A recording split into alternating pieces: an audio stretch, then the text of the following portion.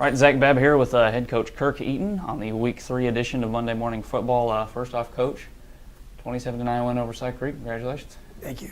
Hard fought. I'm still tired. I feel like the game was last night, but no, we'll definitely take it. All right, first off, the big story, of course, on the offensive side of the ball was Cameron Hinkhouse out.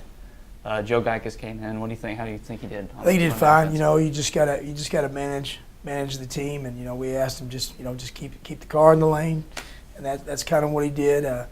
He had a tough chore because we really weren't sure about Cy Creek. They have a new defensive coordinator. We knew we hadn't seen everything that they were going to do defensively, and he held some stuff back. So yeah, I thought he did a good job when you consider that he saw a lot of new stuff, a lot of new looks, a lot of new coverages.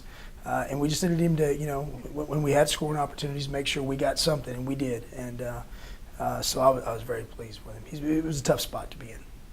All right, and then Bryce Peters specifically, he got 20 touches, didn't even break the 50-yard mark. Does that kind of concern you going into this next game? No, not really, because when you look at it, there was I think there were two really big runs that were taken back by penalties. One of them was a legitimate penalty, and one was not. One almost got a penalty because I was so upset with it. But no, as much as they blitzed us, and then once they knew that we were struggling throwing the ball, they kind of stacked the box on us. But no, I'm not worried at all. I mean, you know, if you really look at it, what Bryce did was allow us to grind the clock out. And we you know, once we got the lead, we were snapping the ball with 5 seconds left on the clock as opposed to 22, 21, which is what we usually like to do. So, you know, I thought Bryce, you know, was a warhorse. You know, he just let us keep pounding it in there, and he just kept taking shots. But no, I'm not concerned too much. You mentioned earlier penalties. That's been a big problem in the first 2 games of the season here. Kind of toned down a little bit. Is that still a bit of concern to you? No, it still is. They did, and you know, the majority of the penalties the other night, I think, was the fact that Joe was out there and it wasn't Cameron.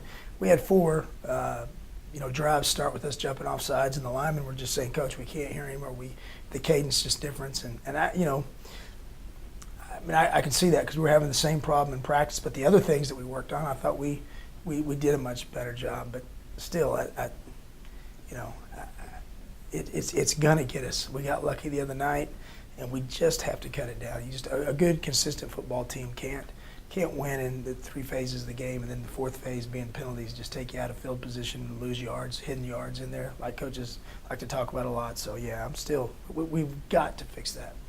On the defensive side of the ball, of course, the Cy Creek quarterback Cole Barbet, who kind of came out of nowhere to lead the Cy Creek offense, he goes down in the first quarter. Yeah. Your defense still holds Creek to 9 points. Do you think there's more places for improvement, or do you think home was possibly because Barbet was out? No, I definitely. I mean, it's funny. We just watched the game film with the team an hour ago, and our secondary right now. I'd like to see our secondary match up. We're a zone zone team, but we play with man principles. We're a route progression reading team, and we're not doing that very well right now. So that's one thing. I think if the back end starts playing as well as the front end is, we're really going to be tough. But the front end, there's just nowhere to run right now. You know, we got a 6-man rotation up front with a 3-man rotation. Jacoby Hunter's playing better than he's ever played.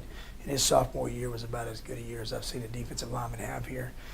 He's just demanding double teams ever play. And Manasseh Miles and Claudius Foley and Jared Crawford, they're all just really playing well. And the sophomore Devontae Lampkin. So we get the back end playing like the front end. It's really going to be a tough defense.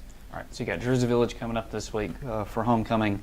Historically, Jersey Village especially within the past couple of years, they've really struggled. What's your game plan for them? Well, you know, they've struggled on defense. They haven't struggled offensively. I mean, last week they got beat 50-35, but they still put 35 points up. Offensively, the last couple of years they've given us fits. I think last year they put 30 on us in a win where our offense played really well. But we've got a very, very athletic quarterback. And they had a receiver last year that was leading the district in receiving before he got hurt. So those 2 guys are going to present a problem for us. And not quite sure about the tailback. They graduated a really good tailback last year. But offensively, they are going to create some problems. But feel good about that, the way the defense is playing. Defensively, we're not really sure what we're getting. We've seen them in two different schemes. We've seen them in a 4-2, seen them in a 3-4. So, you know, I think we're going to get one of those same game plans. It's not going to change. People are going to put 8 people in the box, and they're just going to stunt every play to take Bryce away, you know, and challenge the quarterback, whoever it is, to make you know, plays in the passing game. So I look more of the same. All right, Coach. Thanks for your time. Good luck with this week. Thanks.